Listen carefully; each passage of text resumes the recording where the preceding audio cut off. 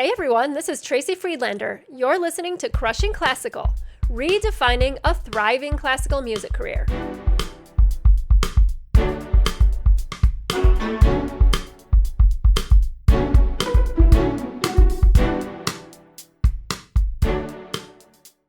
Hey everyone, welcome to my very first solo podcast episode.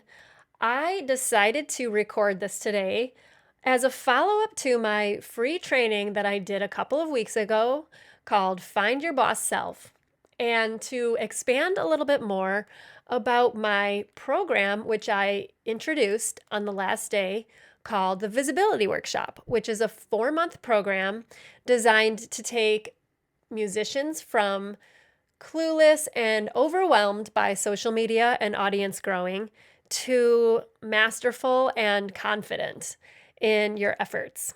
And so, over the last few weeks, I've had a lot of conversations with people who are considering doing this. A lot of them have projects in mind, and some of them already have projects going, and they need to figure out more ways to grow their audience. And even some have significant size audiences already, but they want to discover ways to expand and explore other avenues that can produce income streams. And so I'm super passionate about growing an audience with intention so that you can actually create income for yourself. Growing an audience just for likes and follows is a fun activity for some, not me. But if it doesn't produce income for you, it's going to feel eventually like a job you created that you don't get paid for. So I'm not a fan of that. So just to clear that up, this is not what this is about. This is about creating an audience, growing an audience, and following or find your following with intention so that you can actually become more powerful in your career and create income streams. On the free training, I shared some examples of people who are doing that right now, like Nathan Cole, the violinist, who launched a program very successfully last summer, and he's continuing to do that. You can follow him at Nate's Violin, and he's going to be on the podcast next month to break down exactly what he's doing, but he's doing really well, and he's really redefining what it means to create programs online as a violin teacher. So that's super exciting. And as we go forward, more and more musicians are wanting to create this and, similar businesses. And what's exciting is that there really aren't a lot of people doing it yet. So when I talk to people and they tell me their ideas, I'm like, ooh, that's amazing, because nobody else is doing it. So you can sweep up. And right now, a lot of people, the people who are doing it, which aren't a lot of people, but they are actually sweeping up. There's only like 1 or 2 people teaching audition, and there's only one person who I can think of who's doing violin lessons in the way that Nathan is doing. So that's really interesting. And like I said, it's the ground floor opportunity in music careers. But through the conversations I've been having with people, there have been some consistent messages around their concerns. And so I want to talk about those. The first, I'll just tell you what they are right now. The first one is that people think it's terrifying to start building an audience and being public and visible online. So that's the first thing, which I'll go into in a second. The second thing people are really concerned with is time. How much time it takes, how much time it's going to take them not only to do this program, but also to consistently build their audience. And the third thing is really about your colleagues and what they think of you and how you're viewed in your life. So here we go. I'm going to break down all of these things. The first thing is the terrifying piece. So some people feel introverted, some people feel shy about being public, and some people are nervous about reactions that they might get online. All of these things can actually seem terrifying. And I get it, because I was there when I first started. I was starting from scratch with 0 following.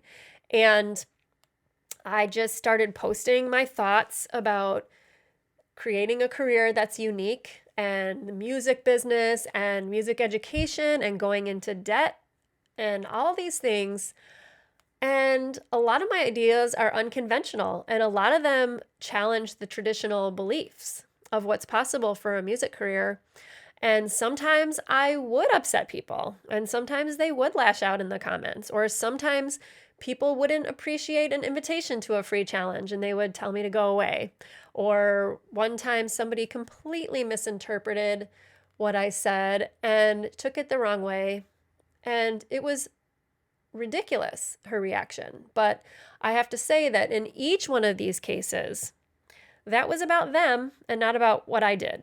Honestly, sometimes people can get triggered, and you know what happens online. You've seen comment threads on posts. Like, people, that can happen sometimes, but I have to say, of the almost 4 years I've been doing this, that has happened like 3 times. So really, while it is a potential hazard, really nothing happens. Nothing really happens to you, and you just move on because it means nothing about you and what you're doing. The other part of the terrifying piece is has a lot to do with the musician identity and what your colleagues think of you and what other people think about what you're doing. And so I'll tell you my experience because I know how that feels as well. And maybe you're listening to this and going, yeah, I don't know how people would take it. Or maybe you have talked to people about project ideas that you have and they get shot down, or you get a blank stare. You get someone looking at you like, "What?" So, and I've had that experience. I mean, when I first started and I shared about my podcast, some people would even say, "What's a podcast? What are you doing? Do you get paid for that? What is that? Like, why are you doing this? How are you going to make money?" That's what people always want to know. And if you're still exploring that, those can be really awkward conversations and you can feel really self-conscious in those moments. But I want you to know that those don't mean that what you're doing or what you've chosen to do is wrong. Just because someone is putting you on the spot like that does not mean that you're not doing the right thing or that you should reconsider.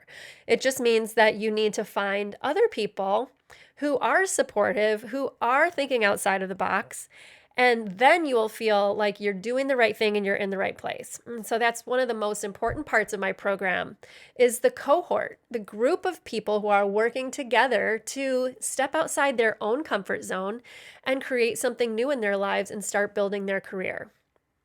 And actually, that leads me to the third reason why I really feel like growing an audience is so important. Because as you step outside of your own box and start start creating and realizing other parts of yourself and showing those online, and navigating new ways to bring value to people and also to bring income to yourself, it allows you to have power and control in an area of your career where you might not have had that power before. Like and I'll just share with you my experience in my career as a freelancer and as somebody who ended up playing a whole lot of assistant horn when maybe that wasn't, I shouldn't say maybe, that was not my favorite position to play. But I took what I could get. And so many musicians take what they can get, or if you win an audition, that's your spot. And while it's awesome to get a job and it's awesome to be in a freelance scene, you don't have always a whole lot of control over that part of your life. While you may be making money and, living the dream because you're playing an instrument for your career and getting paid for it, you don't have a whole lot of control. So in my own case, it always sucks in the summer, especially at the end when the gigs are dried up and there's not a lot of freelancing and there's not a lot of work. So this is an opportunity to start creating something where you have control over the income streams in your life, and you can create a situation in your life where you don't have that time of year where you're struggling. Or maybe you can actually go on a vacation. I mean, that's allowed. So these are definitely things that will be covered. I mean, there's so much content. There's so many exciting things in store for the visibility workshop. It's not just navigating Facebook and Instagram, because believe me, you could find out about that online. This is so much deeper than that, and it's really targeted to the niche of being a classical musician because you can find out a whole bunch of stuff about business online. And I know people who do it, and I've done it too. You can buy courses and programs, but they're geared to everybody, not musicians. So what happens is you aren't exactly sure where you fit in with all of these people and if your business idea fits in and how it adapts to our field. There's so many more questions. This program is highly, highly personalized so that that you won't have that missing link of what does this actually mean for our niche? And actually, audience building in our niche is different. It's a lot different. It's more hands-on, and it's smaller. Oh, and that's the third thing I wanted to bring up, which is time. So many people are concerned about how much time audience building takes. And I have to tell you this, it does take time to grow an audience, meaning you have to be patient. You're not going to wake up one day and have 10,000 followers on Instagram.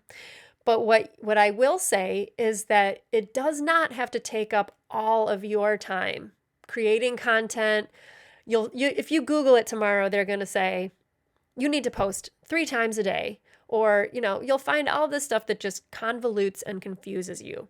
And the truth is you can create a way to work on this that fits into your life. And actually, that's the best way to do it, because the key to growing an audience is consistency so that you have that longevity going forward. And if you go and then you burn out, that's like the recipe for disaster when it comes to audience building.